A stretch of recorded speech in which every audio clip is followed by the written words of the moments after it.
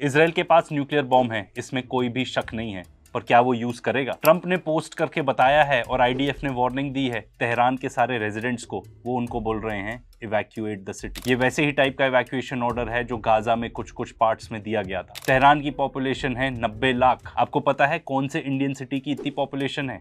अहमदाबाद। तो ये हो क्या रहा है? ये क्या पागलपन चल रहा है दुनिया में? क्यों इजराइल ऐसा कुछ करना चाह रहा है? वो तो ठीक है ही है, मेनियाक्स एकदम पागल हैं, पर ऐसी क्या स्थिति आ गई? क्या इजराइल कोलैप्स करने वाला है? ये बात तो इतने सारे वीडियोस आ गए कि आयरन डोम बहुत ज्यादा काम का नहीं रहा है। इतने सारे वीडियोस हैं जो आप देख सकते हो कि कैसे मिसाइल्स एकदम लैंड कर रही हैं अपने टारगेट पे, कोई इंटरसेप्शन की अटेम्प्ट भी नहीं हो रही। और ये एक और वीडियो आया है जिसमें दिखता है कि जो इनका एरो 3 है, जो पार्ट ऑफ द आयरन डोम है, ये तो खुद ही मैल फंक्शन कर गया, खुद ही फूट गया। क्या इजराइल में अटर केओस चल रहा है? इजराइल वैसे भी आपको ध्यान रखना पड़ेगा छोटा सा ही देश है। ऐसी रिपोर्ट्स आ रही हैं, हम ऑफ कोर्स उसको वेरीफाई नहीं कर सकते। एंड इजराइल तो पूरा ब्लैकआउट ही करके रखता है कि ईरान ने जब अटैक किया हाइफा पोर्ट पे, हाइफा पोर्ट खत्म। वहाँ की जो ऑयल रिफाइनरी है जिससे 60% ऑफ जेट फ्यूल आता है, जो फ्यूल करते हैं इनके जेट्स, वो खत्म। ये पर्टिकुलर वीडियो भी देख लीजिए। जो भी वेस्टर्न जर्नलिस्ट भी थे जो हाइफा में कुछ रिपोर्टिंग कर रहे थे, उनके सारे कैमरास कॉन्फिस्केट कर दिए। ये जो पोर्ट है और ये रिफाइनरी है, ये इनकी लाइफलाइन है। अगर ये चले गए तो इजराइल शायद वाइबल स्टेट ही ना बचे। मेरे ख्याल से तो वो ऑलरेडी शायद वाइबल स्टेट है ही नहीं। कुछ और भी रिपोर्ट्स हैं जो बताती हैं कि जो वहाँ का मेन एयरपोर्ट है वो भी खत्म हो चुका है। ये जो पर्टिकुलर न्यूज आर्टिकल है बताता है कि काफी टाइम तक वहाँ पे तो कोई अब सिविलियन एयरक्राफ्ट लैंड भी नहीं करेंगे। पूरा जो ट्रांसपोर्ट था ऑफ सिविलियंस वो खत्म हो चुका है फॉर द टाइम बीइंग। अगर हम स्कॉट रिटर की बात माने, जो कि एक जियोपॉलिटिक्स में एक्सपर्ट हैं and x US armed forces के हैं, वो ये बताते हैं कि जो एयरक्राफ्ट है वहाँ पे, फाइटर एयरक्राफ्ट, वो तो वहाँ के एयरबेसेस यूज भी नहीं कर पा रहे, इतनी तबाही मच चुकी है। एंड इंस्टेड उनको यूज करने पड़ रहे हैं ब्रिटिश एयरबेसेस साइप्रस में। Look at the port of Haifa, it's gone. Look at Ben Gurion Airport, gone. Look at the gas facility in Haifa, gone. Look at other targets in Israel, gone. Israel won't even allow us to see what they're doing to the airfields and such. There's a reason why the Israeli Air Force is deploying to British bases on Cyprus, because they can't survive on their own airfields here in Israel. तो क्या Israel verge of collapse है? क्या Zionist बहुत desperate हो रहे हैं? अगर आप ये पर्टिकुलर वीडियो देखें, ये जो आईडीएफ के स्पोक्स पर्सन है, हाथ कांप रहा है इनका, देखिए।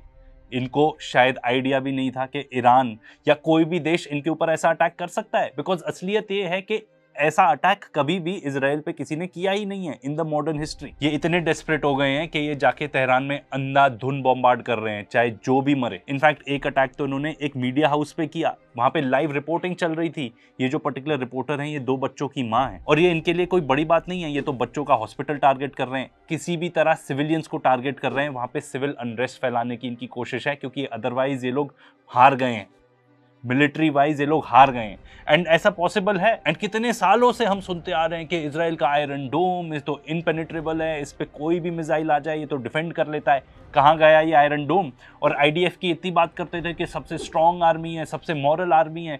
ये तो प्रोपेगेंडा कब का फ्लॉप हो चुका है। असली में जो इजराइल की एयरफोर्स है, उन्होंने अभी तक पिछले 2-3 सालों में जिन पे भी अटैक किया है, किसी भी देश के पास एयर डिफेंस सिस्टम था ही नहीं। चाहे वो लेबनान हो, पैलेस्टीन हो, सीरिया हो, कहीं पे भी उस टाइम पे एयर डिफेंसेस थे ही नहीं।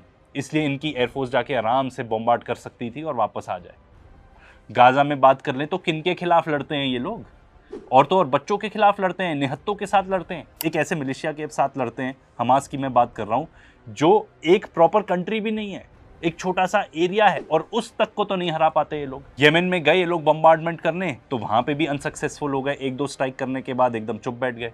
इतनी भी रिपोर्ट्स हैं कि F-35 भी डाउन कर चुका है ईरान। अगर उनकी रिपोर्ट मानो तो 4 तो गिरा ही चुका है। इजराइल तो इस चीज के लिए फेमस ही है कि वो जाके सिविलियंस को मारते हैं। वो तेहरान में भी यही कर रहे हैं। और इनका गोल क्या है, जो बताते हैं रिजीम चेंज। क्या बेवकूफ़ी है ये?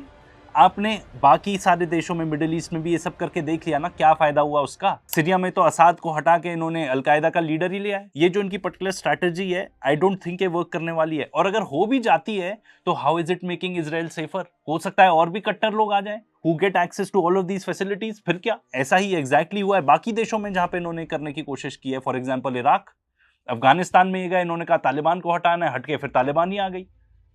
ये लोग चाहते क्या है? अब फिर से पॉइंट पर वापस आते हैं, क्या इजराइल एक न्यूक यूज करेगा? ये बात तो एकदम सच्ची है, उनके पास न्यूक्लियर बॉम्ब है। ये खुद बोलते रहते हैं कि भाई ईरान के पास आ जाएगा, ईरान के पास आ जाएगा तो ये हो जाएगा, वो आ जाएगा। इजराइल खुद तो सिग्नेटरी है नहीं टू एनपीटी, ईरान है टू दिस पर्टिकुलर ट्रीटी, जो बोलता है कि जितने भी नॉर्म्स होंगे कि भाई हम न्यूक्लियर बॉम्ब नहीं बनाएंगे, एंड जो भी नॉर्म्स होंगे उसको फॉलो करेंगे, जो भी इंटरनेशनल एजेंसीज है वो आके हमारे यहाँ पे इन्वेस्टिगेट कर सकती हैं। इजराइल खुद तो है नहीं, तो ये जितने भी वेस्टर्न कंट्रीज है उनको क्यों नहीं कुछ बोलते। 1984 से ये बताना चाह रहे हैं कि ईरान के पास न्यूक्लियर बॉम्ब आ जाएगा, आ जाएगा, आ जाएगा। ये तो कोई न्यूज़पेपर आर्टिकल छपा था। उसके बाद नेतन्याहू कितनी बार बोल चुके हैं कि हाँ बस weeks away, months away, weeks away, months away. क्या बकवास है ये। और अब आप इतने आगे तक पहुंच गए हो कि अब आपकी खुद लगी पड़ी है तो फिर आप जाके कुछ भी कर दोगे, एक न्यूक्लियर बॉम्ब तक गिरा दोगे। इंटरनेशनल बॉडीज टोटली फेल हो चुकी है, यूनाइटेड नेशंस का तो क्या ही बोलो। और ये जो IAEA है इसका रोल भी समझना बहुत जरूरी है। रशिया यूक्रेन वॉर के दौरान कुछ हल्के से अटैक्स हुए थे वहां पे न्यूक्लियर पावर प्लांट के आसपास, तो हड़कंप मचा दिया इन लोगों ने, UNSC की मीटिंग बुला ली, ठीक है, उनको कंडेम करने लगे।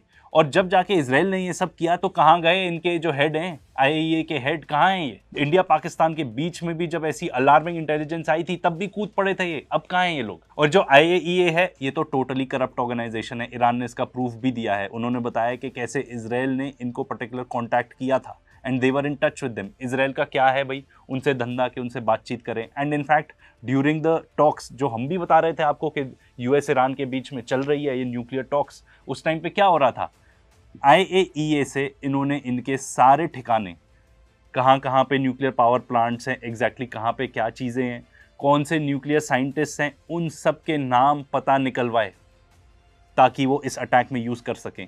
ऐसे हैं ये लोग। ये जो ज़ाइनिस्ट साइकोपैथ्स हैं ना, ये कुछ भी कर सकते हैं, ये दुनिया को बर्बाद भी कर सकते हैं अगर ये खुद बर्बाद हो रहे हो, जो आज के डेट में हो रहे हैं। नेतन्याहू की क्या बात करो, वो तो ऑलरेडी इतने करप्शन चार्जेस में फंसा हुआ है, वो कभी इनके आसपास भी नहीं आता था। ये बेन गवीर स्मोट्रिच जिनके साथ आज के डेट में ये बना के बैठा है ना सरकार, इनके साथ फोटो तक नहीं खिंचाता था, पर इसको लगा कि मेरे पास और कोई ऑप्शन ही नहीं है क्योंकि अब मैं करप्शन स्कैंडल में घिर चुका हूं। BB फाइल्स एक डॉक्यूमेंट्री आने वाली थी प्राइम पे, उसको निकलवा दिया क्योंकि उसमें पूरे खुलासे हैं, इसके एक्चुअल रिकॉर्डिंग्स हैं कि कैसे कैसे इसने पूरा करप्शन किया। इन जैसे राक्षसों को अगर हम दुनिया चलाने दें, ट्रंप, नेतन्याहू जैसे लोग, तो क्या होगा दुनिया का। लेट अस होप कि कोई न्यूक वगैरह यूज ना हो या बॉम्बार्डमेंट भी ना हो तेहरान की। पर ये ऐसा क्यों बोल रहे हैं वहां पे कि उनको इवैक्यूएट कर दो? डेफिनेटली इनका कुछ ऐसा ही प्लान है। ये पागल लोग ही हैं जो इजराइल को चला रहे हैं, और वहां के लोग, भाई उनको भी तो कुछ करना चाहिए। ठीक है, तुम साइडल मेनियाक्स हो तुम सबके सब, पर आज के डेट में सबसे ज्यादा बात तो तुम पे ही आई हुई है। टेल अवीव में कुछ नहीं चल रहा, वो देश ही पूरा कट ऑफ हो चुका है, एयरपोर्ट तक नहीं चल रहे वहां पे, वहां से निकल भी नहीं सकते अब। ईरान जो है ना, एक्चुअली वो वर्ल्ड की बैटल फाइट कर रहा है इन लोगों के खिलाफ। उन्होंने सब कुछ किया, पूरी डिप्लोमेसी ट्राई करी, but in fact they got played. उनको बेवकूफ बना दिया इन लोगों ने। इसीलिए आज के डेट में जितने भी स्ट्रॉन्ग देश है ना, स्ट्रॉन्ग लीडर्स हैं, they need to get together and put pressure on these पागल्स। ये जितने भी पागल हैं इनको रुकना पड़ेगा, नहीं तो बहुत दूर नहीं है कि इजराइल जैसा देश एक न्यूक छोड़ दे। This needs to stop. और एक बात और, जब हम ये सब बात कर रहे हैं इजराइल ईरान के बीच में, इन्होंने गाजा में भी जाके कंटिन्यूस बॉम्बार्डमेंट कर रहे हैं, लोगों को भूख से मार रहे हैं कंटिन्यूसली। वहां पे रोज के रोज 50-100 लोग मरते हैं। क्या एक्सपेक्ट कर सकते हो ऐसे लोगों से? दुनिया को तो पहले ही जाग जाना चाहिए था, अब तक नहीं जागे, अब तो जाग जाओ।